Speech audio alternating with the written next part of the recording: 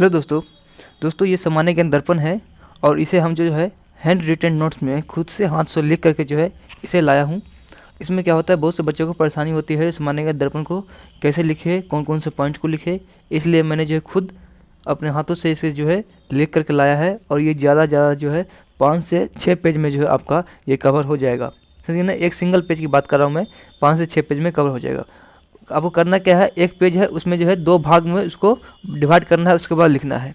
जैसे कि हम आपको दिखा रहे हैं उस टाइप से लिखना है, और मेरा भी लिखा हुआ है और आपको जो है पढ़ना भी है ताकि याद रह जाए। देखिए, एक पार्ट पेज था उसको हमें 2 भाग में डिवाइड किया है, उसके बाद इसको हमने लिखा है। इतना छोटा छोटा लिखना है ताकि अगर 5 से 6 पेज में जो है पूरा आ जाएगा। देखिए, हम शुरू करते हैं नियुक्तियाँ से।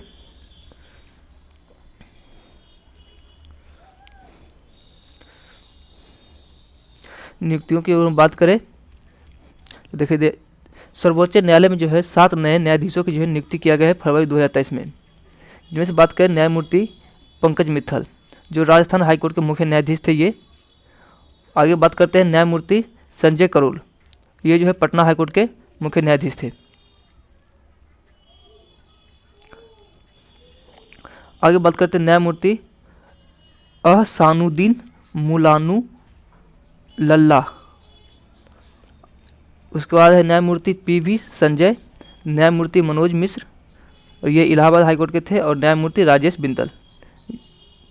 इन सब न्यायाधीशों की जो है नियुक्ति किया गया मुख्य न्यायाधीश में। आगे देखिए न्यायमूर्ति अरविंद कुमार, ये जो थे गुजरात हाईकोर्ट के थे।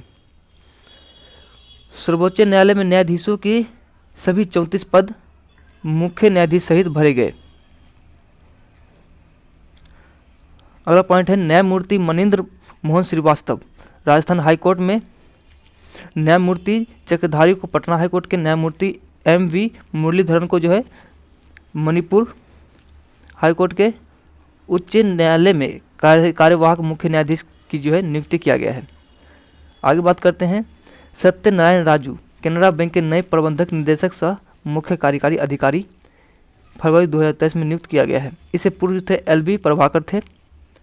आगे बात करते हैं वरिष्ठ न्यायाधीश न्यायमूर्ति सोनिया गिरिधर गोकानी को अब गुजरात उच्च न्यायालय में मुख्य न्यायाधीश बने हैं, और ये जो है 25 फरवरी 2023 को जो है रिटायर भी होंगे। उड़ीसा उच्च न्यायालय के वरिष्ठ न्यायाधीश न्यायमूर्ति जसवंत सिंह को त्रिपुरा हाईकोर्ट के मुख्य न्यायाधीश बने हैं, जो 23 फरवरी 2023 को रिटायर होंगे। इस प्रकार न्यायमूर्ति जसवंत सिंह और गोकानी दोनों 2 सप्ताह से भी कम समय के लिए जो है मुख्य न्यायाधीश रह सकेंगे।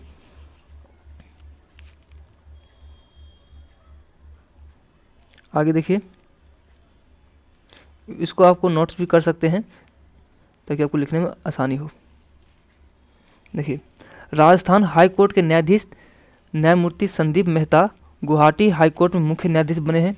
गुवाहाटी हाईकोर्ट के न्यायाधीश न्यायमूर्ति एन कोटेश्वर सिंह जम्मू कश्मीर एवं लद्दाख हाईकोर्ट में मुख्य न्यायाधीश बने। Air marshal AP. सिंह भारतीय वायुसेना के नए उप प्रमुख बने हैं। पूर्व एयर मार्शल जो है संदीप सिंह थे। Doctor Michael Debabrata Patra Reserve Bank के डिप्टी गवर्नर पद पर जो है अब 2024 तक रहेंगे। इनका कार्यकाल जो था वो 2020 से 2023 तक था, और इनका कार्यकाल 1 साल के लिए बढ़ाया गया है, 23 से जो है 24 कर दिया गया है। भारतीय जनता पार्टी के अध्यक्ष श्री जे.पी. नड्डा अब जून 2024 तक जो है इस पद पर रहेंगे। श्री विक्रम देववर्थ DGCA के नए महानिदेशक बने हैं। ये नियुक्तियों के बारे में हो गया। अब हम बात करेंगे पुरस्कार और सम्मान के बारे में। 6 कीर्ति चक्र व 15 शौर्य चक्र गणतंत्र दिवस की पूर्व प्रदान की घोषणा राष्ट्रपति भवन से जारी विज्ञप्ति में की गई। युद्ध में वीरता के लिए सर्वोच्च पुरस्कार सबसे ऊपर आता है परमवीर चक्र, उसके बाद महावीर चक्र, उसके बाद आता है वीर चक्र। शांति में वीरता के लिए सर्वोच्च पुरस्कार की बात करें तो इसमें आता है अशोक चक्र, उसके बाद आता है कीर्ति चक्र, उसके बाद आता है शौर्य चक्र। नेताजी की जयंती पर गृह मंत्रालय द्वारा नेताजी सुभाष चंद्र बोस पुरस्कार 2023 की घोषणा की गई। यह पुरस्कार संयुक्त रूप से उड़ीसा राज्य आपदा प्रबंधन प्राधिकारी को तथा लुंगलेई फायर स्टेशन मिजोरम को दिया गया। उत्तर प्रदेश के लक्ष्मण पुरस्कार व रानी लक्ष्मी पुरस्कार से 12 खिलाड़ियों को योगी आदित्यनाथ ने 24 जनवरी को उत्तर प्रदेश दिवस पर सम्मानित किया। उत्तर प्रदेश दिवस जो है 24 जनवरी 1950 को जो है इसकी स्थापना किया गया था उत्तर प्रदेश को। आगे बात करते हैं अमर उजाला शब्द सम्मान 2022 का जो वितरण जो है नई दिल्ली में किया गया है।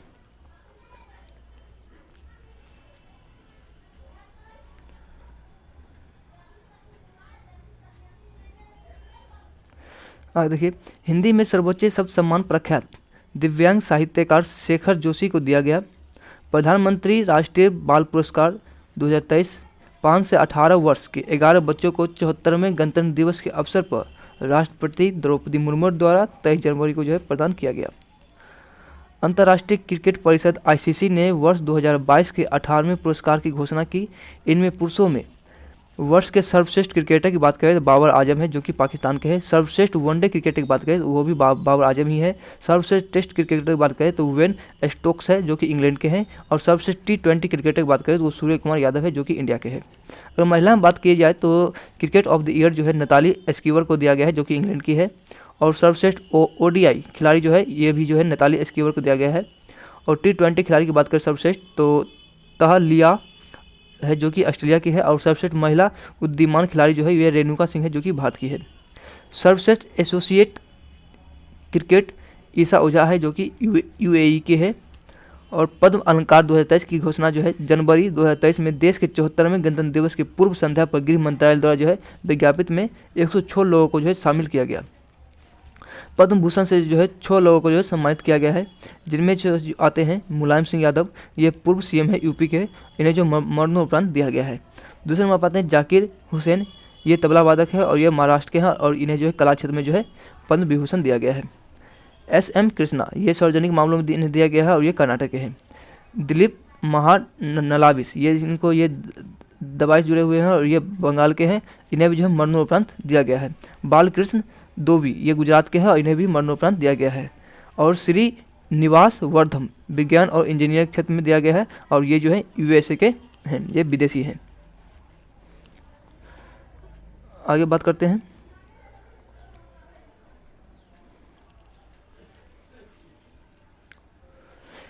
देखिए, पद्म भूषण से जो है 9 लोगों को सम्मानित किया गया है, जिनमें सुधा मूर्ति हैं, ये सामाजिक कार्यकर्ता हैं और ये जो है कर्नाटक की है। आगे बात करते हैं कुमार मंगलम बिरला हैं, ये व्यापारी है और ये जो है महाराष्ट्र के हैं। वाणी जयराम, ये कला क्षेत्र से है और ये तमिलनाडु से है। सब लोगों का नाम नहीं लिया है, कुछ कुछ जो इम्पोर्टेंट है उन लोगों का नाम हमने लिखा है। आगे बात करते हैं पद्मश्री से जो है 91 लोगों को जो सम्मानित किया गया है, जिनमें राकेश झुंझुनवाला जो है वे व्यापारी हैं और ये महाराष्ट्र के हैं और इन्हें जो है मरणोपरांत जो है पद्मश्री से नवाजा गया है। रवीना टंडन ये कलाकार हैं और ये महाराष्ट्र के हैं और ये अभिनेत्री भी है। MS कीरावानी नाटू नाटू गीत के लिए जो इन्हें दिया गया है और कला क्षेत्र में दिया गया है, यह जो है आंध्र प्रदेश की है। सुभद्रा देवी, इन्हें जो कला क्षेत्र में दिया गया है और यह बिहार की है। आनंद कुमार, ये साहित्य और शिक्षा क्षेत्र में इन्हें दिया गया है और यह जो है बिहार के हैं। कपिल देव प्रसाद कला क्षेत्र में दिया गया है और यह जो है बिहार के हैं। विश्वनाथ प्रसाद तिवारी, ये भी साहित्य और शिक्षा क्षेत्र में इन्हें दिया गया है और ये जो है उत्तर प्रदेश के हैं। आगे बात करते हैं संगीत के क्षेत्र के 65 में ग्रैमी पुरस्कार का वितरण जो है अमेरिका में लॉस एंजल्स में 5 जनवरी 2023 को किया गया। भारत के रिक्की केज को एल्बम डिवाइन टाइड्स के लिए सर्वश्रेष्ठ इमर्सिव ऑडियो एल्बम का पुरस्कार प्राप्त हुआ है। रिक्की केज 3 ग्रैमी पुरस्कार जीतने वाले पहले भारतीय हैं। इन्हें जो है पहले 2015 में, उसको 2022 में और 2023 में जो है ग्रैमी पुरस्कार दिया गया है। इन्होंने 2022 में डिवाइन टाइड्स के लिए जो है सर्वश्रेष्ठ न्यूज एज एल्बम का पुरस्कार जीता था। अमेरिकी गायिका बोनी राइट्स को उनके गीत जस्ट लाइफ डैट के लिए जो है सॉन्ग ऑफ द ईयर पुरस्कार दिया गया। इस प्रकार सर्वाधिक 4 ग्रैमी पुरस्कार अमेरिकी गायिका बोयंस को प्राप्त हुआ। सर्वाधिक 32 ग्रैमी पुरस्कार जीतने का रिकॉर्ड जो है अब बोयंस के नाम हो गया है। Album of the year Britain के हैरी स्टाइल्स को दिया गया है। अब हम निधन के बारे में बात करेंगे।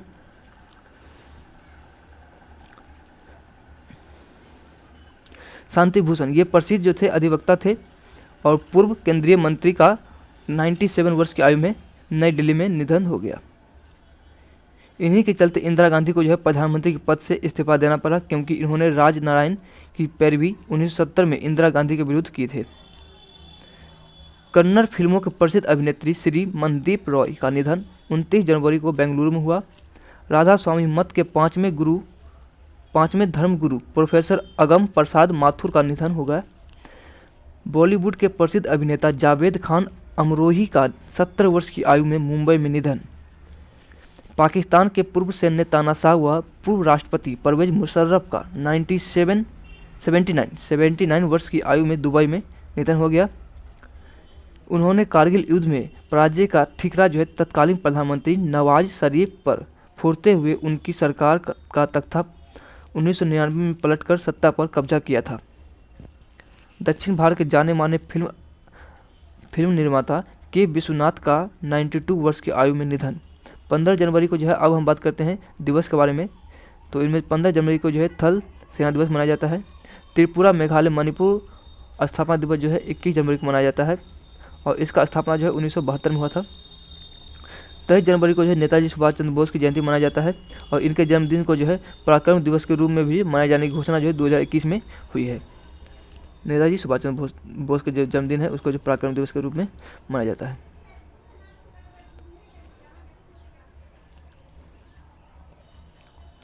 देखिए आगे बात करते हैं। 24 जनवरी को जो है राष्ट्रीय बालिका दिवस मनाया जाता है और यह दिवस मनाए जाने की घोषणा जो है 2009 में किया गया था और कन्या भ्रूण हत्या जैसी कुरीतियों को रोकने के लिए जो है यह मनाया जाता है। 24 जनवरी को जो उत्तर प्रदेश दिवस 1950 में मनाया जाता है, इसकी घोषणा जो है 2017 से जो किया गया है। 25 जनवरी को जो है हिमाचल प्रदेश दिवस मनाया जाता है और यह जो है 18वें राज्य के रूप में जो है 25 जनवरी 1971 को जो है गठित हुआ था। 25 जनवरी को जो है राष्ट्रीय मतदाता दिवस मनाया जाता है और इसकी घोषणा जो है मनाने की घोषणा जो है 2011 से किया गया है। 26 जनवरी को जो ऑस्ट्रेलिया का राष्ट्रीय दिवस मनाया जाता है। 26 जनवरी को अंतर्राष्ट्रीय सीमा शुल्क दिवस भी मनाया जाता है। विश्व सीमा शुल्क संगठन की स्थापना 26 जनवरी 1952 को हुआ था। 30 जनवरी को जो है राष्ट्रपति महात्मा गांधी की पुण्यतिथि को जो है शहीद दिवस के रूप में मनाया जाता है। 2 फरवरी को जो है वर्ल्ड वेटलैंड्स डे के रूप में मनाया जाता है। 4 फरवरी को जो है श्रीलंका का स्वतंत्रता दिवस के रूप में मनाया जाता है। 4 फरवरी को विश्व कैंसर दिवस के रूप में भी मनाया जाता है। 11 फरवरी की हम बात करें तो इसमें जो है नेशनल डर्बिंग डे के रूप में मनाया जाता है। 10 फरवरी को जो है विश्व दाल दिवस के रूप में मनाया जाता है। 11 फरवरी को जो है इंटरनेट सुरक्षा दिवस के रूप में मनाया जाता है। 12 फरवरी को जो है राष्ट्रीय उत्पादकता दिवस के रूप में मनाया जाता है। 13 फरवरी को जो है विश्व रेडियो दिवस के रूप में मनाया जाता है। 14 फरवरी को जो है वैलेंटाइन डे के रूप में मनाया जाता है। अगर हम बात करें पुस्तकें की तो उसमें विक्ट्री सिटी, इनके लेखक जो है सलमान रुश्दी है। The hard truth about life and starts up, इसके लेखक जो है असनीर ग्रोवर है। My day with the Indian cricketer team, इसके लेखक जो है आर श्रीधर और आर कौशिक है। Reimagining business in India and the world, इसके लेखक जो है आर एन भास्कर है।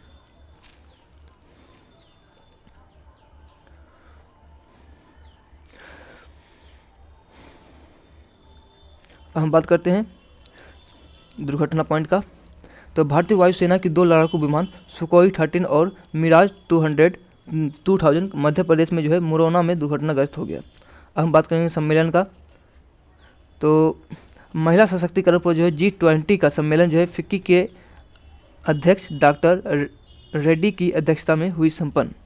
महिला सशक्तिकरण पर G20 देशों का 2 दिवसीय सम्मेलन 11 से 12 फरवरी 2023 को आगरा में हुआ संपन्न। उड़ीसा में कटक स्थित राष्ट्रीय चावल अनुसंधान संस्था में भारतीय चावल कांग्रेस 2023 का आयोजन किया गया। दूसरी भारतीय चावल कांग्रेस का आयोजन का उद्घाटन राष्ट्रपति द्रौपदी मुर्मू ने 11 फरवरी को किया।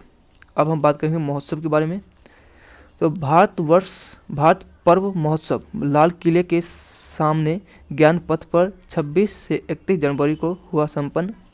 इस महोत्सव में सभी राज्यों के व्यंजनों के स्टॉल लगाए गए थे। गणतंत्र दिवस के अवसर पर भारत पर्व का आयोजन 2016 में शुरू हुआ था। बात करते हैं विविध की, तो भारत और मिस्र की सेनाओं के बीच जो है अभ्यास साइक्लोन फर्स्ट राजस्थान के जैसलमेर में हुआ संपन्न, जो कि पाकिस्तान बॉर्डर के समीप है और यह जो है 14 से 23 जनवरी 2023 को हुआ है।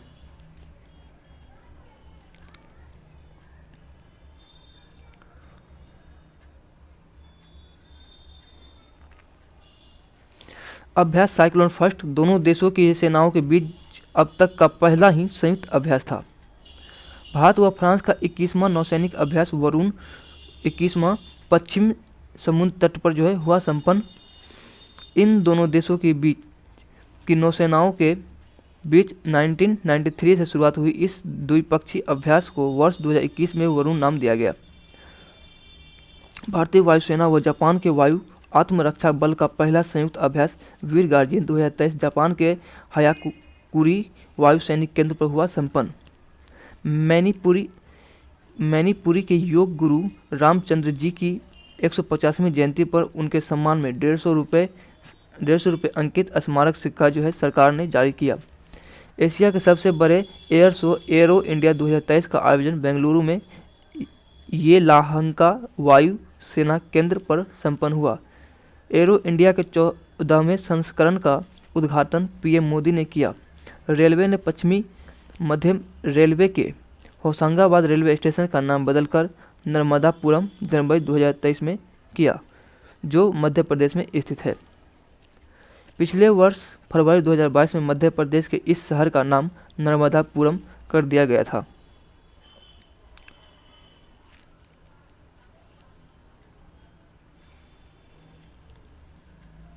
अब हम बात करेंगे आर्थिक परिदृश्य के बारे में। तो कृषि मंत्रालय के दूसरे अग्रमी आकलन में संदर्भित वर्ष 2022-23 में देश के खाद्यान्नों का कुल उत्पादन जो है 323.55 मिलियन टन रहने का अनुमान है। चावल जो है 130.84 मिलियन टन का रिकॉर्ड है।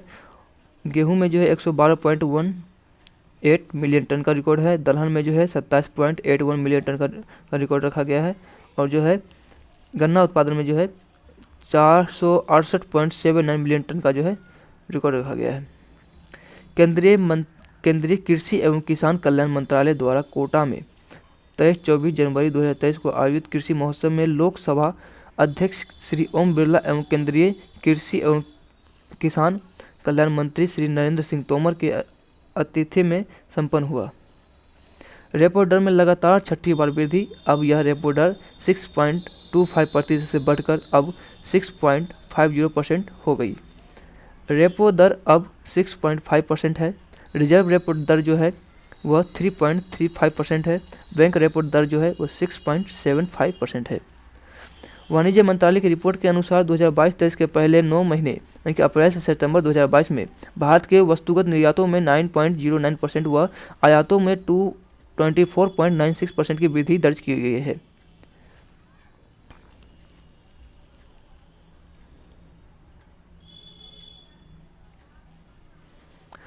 आर्थिक समीक्षा 2022-23 की बात करें तो वित्त मंत्रालय में प्रमुख आर्थिक सलाहकार श्री वी अनंत नागेश्वरन के निर्देश में तैयार की गई आर्थिक समीक्षा 2022-23 के केंद्रीय वित्त मंत्री निर्मला सीतारमण द्वारा 31 जनवरी 2023 को संसद में प्रस्तुत की गई। वित्त मंत्रालय 2023-24 में डीजीपी में 6 से 6.8% वृद्धि रहने का अनुमान आर्थिक समीक्षा में व्यक्त किया गया है। डॉलर के मापदंड के अनुसार भारत विश्व की 5वीं सबसे बड़ी अर्थव्यवस्था है। राष्ट्रीय एवं अंतर्राष्ट्रीय एजेंसियों ने वित्तीय वर्ष 2022-23 में भारतीय अर्थव्यवस्था में 6.5% से 7.0% वृद्धि रहने का अनुमान व्यक्त किया है। अब हम बात करते हैं केंद्रीय बजट 2023-24 के बारे में। वित्तीय वर्ष 2023-24 के लिए सरकार का कुल व्यय जो है वो है 45,03,97 रुपये करोड़ जो है बजट में अनुमानित किया गया है, जिनमें से जो है 35,02,136 करोड़ जो है राजस्व खाते में और 10,09,61 करोड़ पूंजी खाते में व्यय होंगे। नई कर प्रणाली के तहत जो है 7 लाख तक की आय कर मुफ्त है। भारतीय बाजरा अनुसंधान संस्था हैदराबाद को श्री अन्न उत्कृष्टता केंद्र के रूप में बढ़ावा देने की घोषणा बजट में की गई है। श्री अन्न अनाजों में ज्वार, बाजरा, कुटक, रामदाना, कंगनी, कुटकी, कोदो, चीना, सामा शामिल है। 2023-24 के लिए जो है कृषि ऋण का लक्ष्य 20 लाख करोड़ है।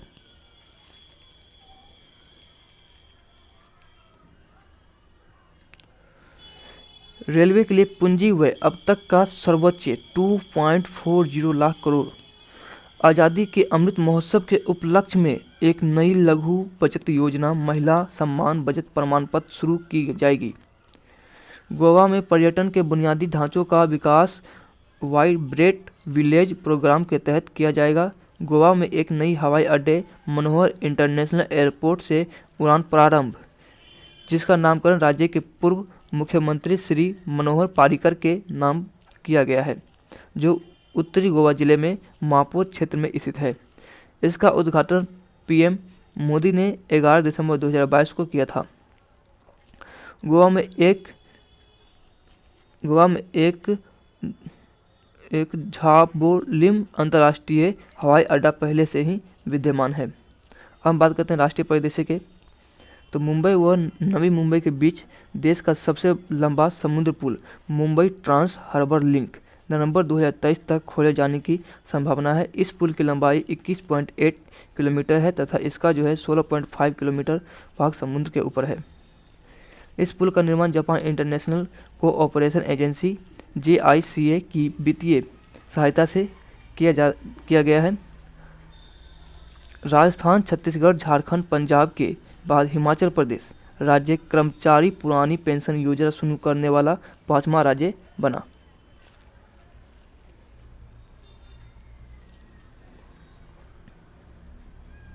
हमारा टॉपिक है राष्ट्रीय परिदृश्य। 74वें गणतंत्र दिवस के मुख्य अतिथि मिस्र के राष्ट्रपति अब्देल फताह अल सीसी थे। इस गणतंत्र दिवस पर श्रीमती द्रौपदी मुर्मू ने विजय चौक पर सलामी मंच पर राष्ट्रध्वज फहराया। मिस्र के 144 जवानों की एक टुकड़ी भी इस गणतंत्र दिवस के परेड में शामिल थी। इस वर्ष के गणतंत्र दिवस की परेड में 17 राज्य व केंद्र शासित प्रदेशों की झांकियां शामिल थी।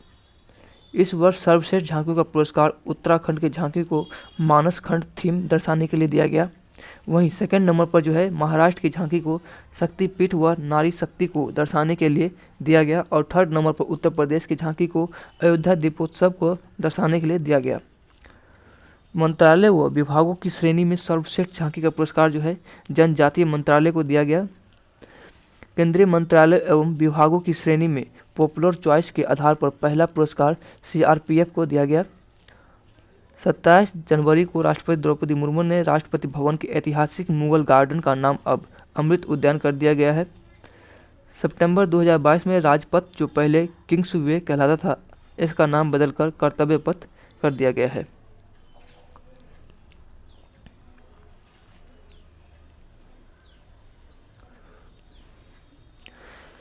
भारत अब तक 8 बार संयुक्त राष्ट्र सुरक्षा परिषद की 2 वर्षीय सदस्यता हेतु चुना जा चुका है। अब 2028-29 के लिए सुरक्षा परिषद की अस्थायी सदस्यता हेतु पुनः दावेदारी घोषित कर दी है। भारत की 8वीं 2 वर्षीय सदस्यता 2021-22 31 दिसंबर 2022 को ही समाप्त हुई है। जापान सर्वाधिक 12 बार सुरक्षा परिषद की 2 वर्षीय सदस्यता हेतु चुना जा चुका है, जबकि दूसरे स्थान पर ब्राजील 11 बार चुना जा चुका है।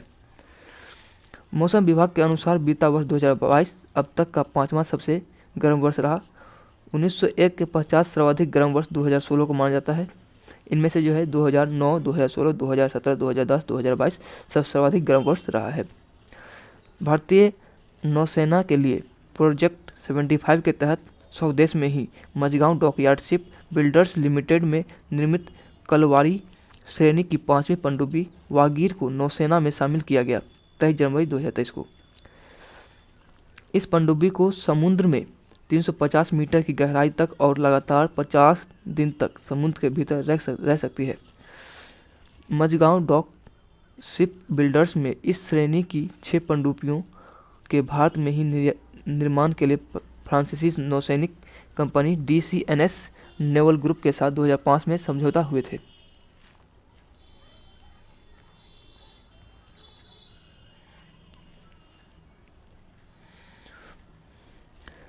कलवारी श्रेणी के 6 पनडुब्बियाँ। पहला पनडुब्बी है INS कलवारी, दूसरा है INS खंडेरी। यह INS कावेरी दिसंबर 2017 में लॉन्च किया गया था। INS खंडेरी वो सितंबर 2019 में लॉन्च किया गया था। INS करंज वो मार्च 2021 में लॉन्च किया गया है और INS वेला नवंबर 2021 में और INS वागीर नवंबर 2023 में लॉन्च किया गया है और INS वाग सीर वो आने वाला है, अभी आया नहीं है, इस साल तक आ जाएगा वो। यूपी के अमेठी में कोरबा में इंडोर सियन राइफल प्राथमिक लिमिटेड द्वारा निर्मित AK-203 राइफलों की पहली खेप मार्च 2023 में सेना को सौंपे जाने की संभावना। भारत में 6.1 लाख स्वदेशी निर्मित AK-203 राइफलों का उत्पादन किया जाना है। भारत के सभी 25 न्यायालयों में लंबित मामलों की संख्या संख्या जो है वो 59 लाख से अधिक है और सुप्रीम कोर्ट में जो है 69,000 से भी ज़्यादा के जो है लंबित है। भारत की राष्ट्रीय फुटबॉल चैंपियनशिप की 76वीं संतोष ट्रॉफी के लिए जो है सेमीफाइनल व फाइनल मैच सऊदी अरब में किंग्स फदा अंतर्राष्ट्रीय स्टेडियम में खेला जाएगा। यह पहला अवसर होगा जब भारत की किसी राष्ट्रीय चैंपियन के लिए मैच विदेश में खेला जाएगा। इंडियन प्रीमियर लीग IPL की तर्ज पर महिला क्रिकेटरों के महिला प्रीमियर लीग WPL का आयोजन 4 से 26 मार्च को BCCI द्वारा किया जाएगा। यह सभी 22 मार्च मुंबई में ब्रोबोनर स्टेडियम व DY पाटिल स्टेडियम में खेले जाएंगे। महिला प्रीमियर लीग का शुभारंभ 5 टीम अहमदाबाद, मुंबई, बेंगलुरु, दिल्ली व लखनऊ के साथ होगा।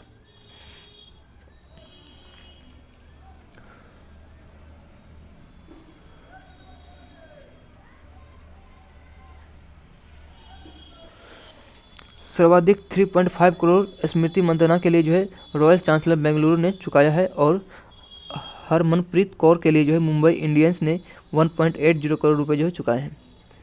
इसरो के सबसे छोटे व्यावसायिक उपग्रह प्रक्षेपण यान SSLV D2 द्वारा 3 छोटे उपग्रह को सफलतापूर्वक प्रक्षेपण किया गया। 12 राज्यों में नए राज्यपाल की नियुक्ति, 6 राज्यों में नए राज्यपाल स्थानांतरित किए गए हैं। बात करें छत्तीसगढ़ में जो है बिस्वा भूसप हरिचंद्र थे और ये पहले जो थे वह आंध्र प्रदेश थे। मणिपुर में जो है अनुसुईया उइके आई हैं और ये पहले जो थी वह छत्तीसगढ़ की थी। नागालैंड में जो है गणेशन आए हैं और ये पहले मणिपुर के थे। मेघालय में जो है फागू चौहान आए हैं, ये पहले जो है बिहार के थे। बिहार में जो है राजेंद्र विश्वनाथ आए हैं, ये पहले हिमाचल प्रदेश के थे। और महाराष्ट्र में जो है रमेश बैस आए हैं, ये पहले झारखंड के थे। जबकि 6 राज्य में नए राज्यपाल नियुक्त किए गए हैं। आंध्र प्रदेश में जो है अब्दुल नजीर को नियुक्त किया गया है, ये जो है सेनावृत्ति न्यायाधीश हैं। झारखंड में CP राधाकृष्णन को नियुक्त किया गया है, ये तेलंगाना के भाजपा नेता हैं। सिक्किम में जो है लक्ष्मण प्रसाद आचार्य को नियुक्त किया गया है, ये UP के भाजपा नेता हैं। असम में जो है गुलाब चंद कटारिया को नियुक्त किया गया, ये राजस्थान के भाजपा नेता है। और हिमाचल प्रदेश में शिव प्रताप शुक्ला को नियुक्त किया गया, जो कि UP के भाजपा नेता है। आगे बात करते हैं केंद्र शासित प्रदेश लद्दाख का उपराज्यपाल अरुणाचल प्रदेश के राज्यपाल डॉक्टर BD मिश्रा को नियुक्त किया गया है।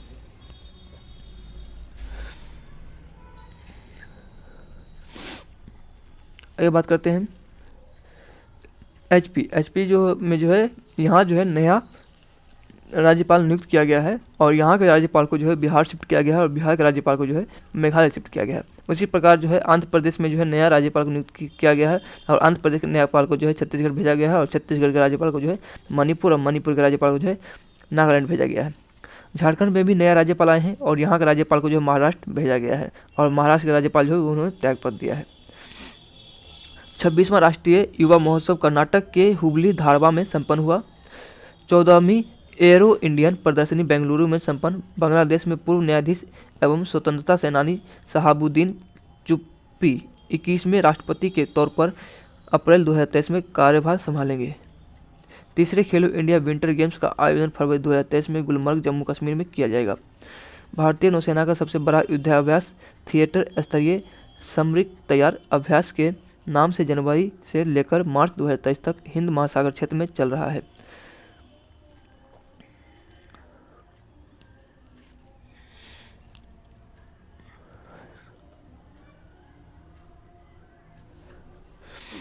आगे बात करते हैं अंतर्राष्ट्रीय परिदृश्य के।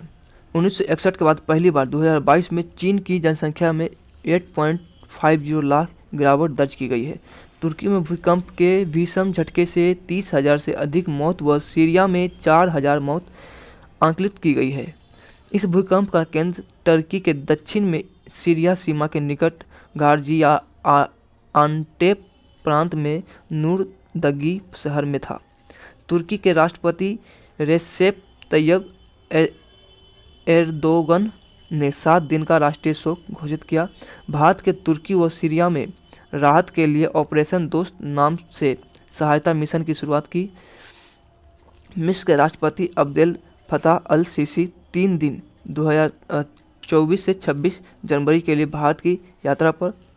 भारत G20 का अध्यक्ष होने के नाते मिस्र को G20 शिखर सम्मेलन में अतिथि के रूप में आमंत्रित किया है। मिस्र G20 का सदस्य नहीं है।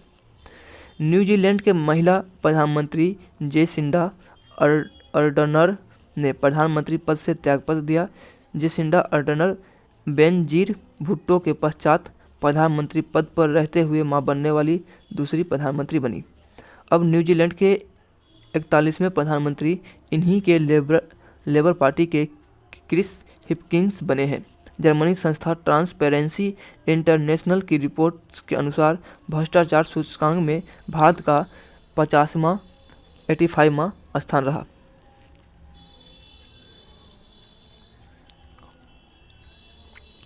भ्रष्टाचार सूचकांक की बात करें तो फर्स्ट नंबर पर जो है डेनमार्क है, जहां सबसे कम जो है भ्रष्टाचार होता है। सेकंड नंबर पर जो है न्यूजीलैंड है। फोर्थ नंबर पर फिनलैंड है। 25 नंबर पर जो है भूटान है। 65 नंबर पर जो है चाइना है। 110वें नंबर पर जो है नेपाल है। 101वें नंबर पर श्रीलंका है। 140वें नंबर पर पाकिस्तान और 147वें नंबर पर बांग्लादेश, जहाँ सबसे ज़्यादा जो है करप्शन होता है।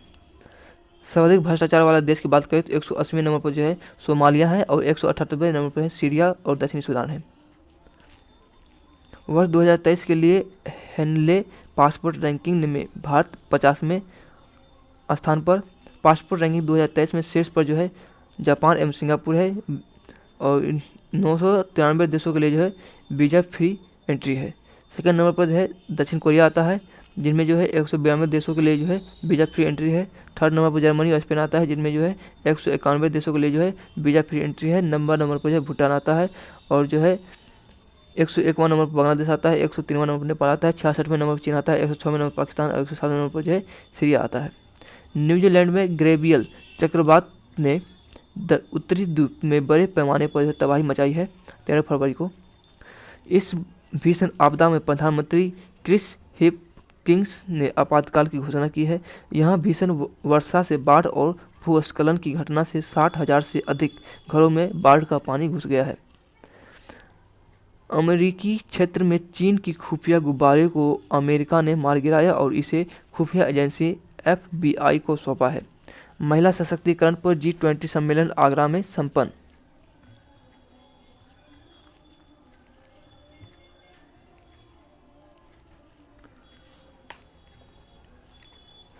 अब हम बात करते हैं क्रीड़ा जगत की। जनवरी 2023 का है ये।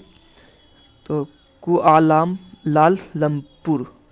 में मलेशियाई ओपन बैडमिंटन टूर्नामेंट में पुरुषों का एकल खिताब डेनमार्क के विक्टर एक्सेलसेन ने जापान को हराकर जीता, जबकि महिला एकल का खिताब जापान की अकाने यामागुची ने दक्षिण कोरिया की आन से-यंग को पराजित कर जीता। हैदराबाद के संजीव गांधी अंतर्राष्ट्रीय स्टेडियम में एक दिवसीय अंतर्राष्ट्रीय क्रिकेट में भारत में न्यूजीलैंड को 12 रनों से हराया। इस एक दिवसीय अंतर्राष्ट्रीय मैच में भारतीय खिलाड़ी शुभम गिल ने दोहरा शतक लगाए और अब वह दोहरा शतक लगाने वाले विश्व के 8वें और भारत के 5वें बल्लेबाज बने। एक दिवसीय अंतर्राष्ट्रीय क्रिकेट में दोहरा शतक लगाने वाले भारतीय खिलाड़ी की बात करें तो सचिन तेंदुलकर है, जिन्होंने 2010 में जो है 200 रन बनाए थे दक्षिण अफ्रीका के खिलाफ। वीरेंद्र सहवाग जिन्होंने 2011 में 219 रन बनाए थे वेस्ट इंडीज़ के खिलाफ।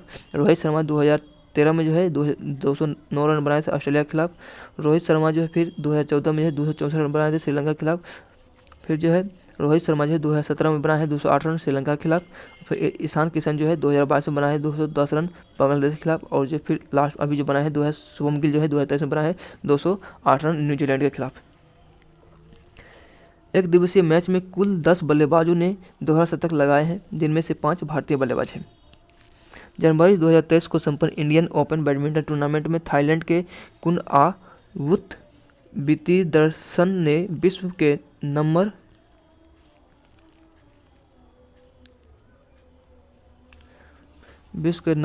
1 खिलाड़ी विक्टर एक्सेलसेन डेनमार्क को हराकर पुरुषों का एकल खिताब जीता।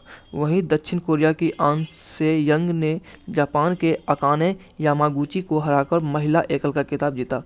न्यूजीलैंड के विरुद्ध ODI श्रृंखला भारत ने 3-0 से जीता है। ऑस्ट्रेलियाई ओपन टेनिस में भारतीय जोड़ी रोहन बोपन्ना व सोनिया मिर्जा को फाइनल में हराकर ब्राजील की जोड़ी ने मिस्र युगल खिताब जीता। ऑस्ट्रेलिया ओपन टेनिस में पुरुषों का युगल खिताब ऑस्ट्रेलिया के रिंकी हिजीकाता व जैसन कुंगबलर की जोड़ी ने जीता। मेलबर्न में ऑस्ट्रेलियाई ओपन टेनिस में बेलारूस की अरियाना सबालेंका ने पहली बार महिला एकल का खिताब कजाकिस्तान को हराकर जीता। ऑस्ट्रेलिया ओपन 2023 में पुरुषों के एकल खिताब सर्बिया ने नोवाक जोकोविच ने ग्रीस को हराकर जीता। इस खिताब के साथ ही राफेल नडाल के रिकॉर्ड 22 एकल खिताबें की बराबरी जोकोविच ने कर ली है। महिला के पहले ही अंडर 19 आईसीसी टी20 विश्व कप का खिताब भारत ने फाइनल में इंग्लैंड को 7 विकेट से हराकर जीता। आईसीसी टी20 विश्व में कुल 16 टीमें शामिल थीं, जिनमें से 4 टीम भारतीय, इंग्लैंड, ऑस्ट्रेलिया व न्यूजीलैंड सेमीफाइनल में शामिल हुआ।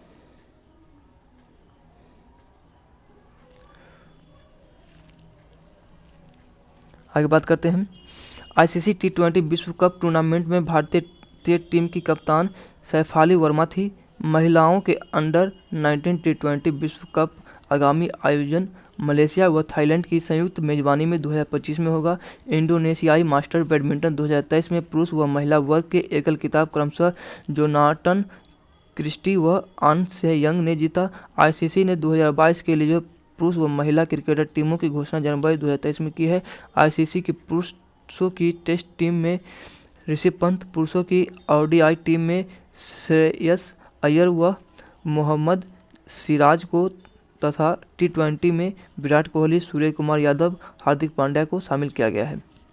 आईसीसी की महिलाओं की ओडीआई टीम में स्मृति मंधाना, हरमनप्रीत कौर व रेणुका सिंह तथा टी20 टीम में स्मृति मंधाना, दीप्ति शर्मा, ऋचा घोष व रेणुका सिंह को शामिल किया गया है। भारतीय महिला खिलाड़ी हरमनप्रीत कौर को आईसीसी ने ओडीआई टीम का कप्तान बनाया है। पुरुष ओडीआई टीम का कप्तान बाबर आजम बने हैं। पुरुषों की हॉकी के 15वें विश्व कप का आयोजन भारत की मेजबानी में भुवनेश्वर में व राउरकेला में 13 से 29 जनवरी 2023 को हुआ है। जर्मनी में बेल्जियम को हराकर हॉकी का विश्व कप तीसरा बार जीता।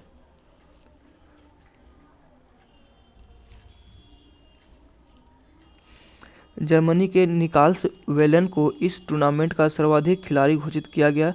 इस टूर्नामेंट में भारतीय टीम के कप्तान हरमनप्रीत सिंह थे तथा भारतीय टीम के कोच ग्राहम रीड थे। इस टूर्नामेंट में कुल 44 मैच खेले गए, जिनमें कुल मिलाकर 249 गोल हुए। सर्वाधिक गोलकीपर का पुरस्कार बेल्जियम के विंसेंट नवास को मिला। प्लेयर ऑफ द टूर्नामेंट का पुरस्कार जर्मनी के निकलास वेलेंस को दिया गया। फेयर प्ले ट्रॉफी बेल्जियम को दिया गया। पुरुषों के आगामी 16वें विश्व कप का आयोजन 2026 में बेल्जियम व नीदरलैंड की संयुक्त मेजबानी में होगा। अब हम बात करते हैं फरवरी 2023 के। भारत के दौरे पर न्यूजीलैंड की टीम को तीन टी20 की श्रृंखला में भारत ने 2-1 से हराया। इस टी20 के लिए भारतीय टीम के कप्तान हार्दिक पांड्या थे। महिला क्रिकेट की टी20 त्रिकोणीय श्रृंखला दक्षिण अफ्रीका, भारत और वेस्टइंडीज। दक्षिण अफ्रीका ने भारत को हराकर जीता। इस श्रृंखला में भारतीय टीम की कप्तान हरमनप्रीत कौर थी तथा दीप्ति शर्मा को प्लेयर ऑफ द सीरीज घोषित किया गया।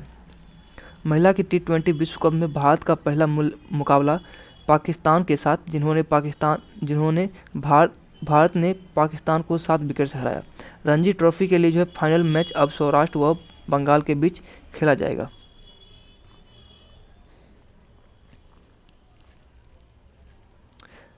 अगला टॉपिक है समसामयिक महत्वपूर्ण तथ्य। अब लास्ट ही है। अंतर्राष्ट्रीय पर्यटन मेला फितूर 2022 जनवरी में मैड्रिड, स्पेन में हुआ संपन्न।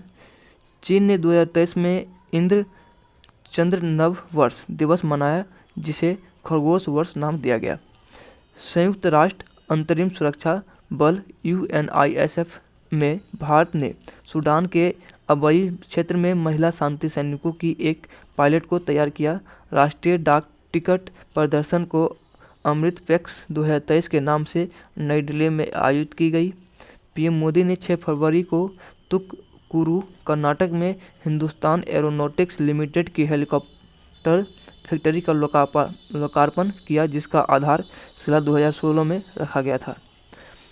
डॉक्टर मनमोहन सिंह को लंदन के इंडिया यूके अचीवमेंट ऑनर्स ने राजनीतिक और आर्थिक क्षेत्र में योगदान के लिए लाइफ टाइम अचीवमेंट ऑनर्स से सम्मानित किया। नेपाल ने भारतीय कोच मोंटी देसाई को अपनी सीनियर क्रिकेट टीम का हेड कोच बनाया। केंद्र शासित प्रदेश जम्मू कश्मीर में लिथियम का भंडार मिला। आगे नहीं है, आगे बस इतना ही न्यूज़ था। बस मिलते हैं अगले वीडियो में। इसको नोट्स बना के रखिए, याद कीजिए। Thank you.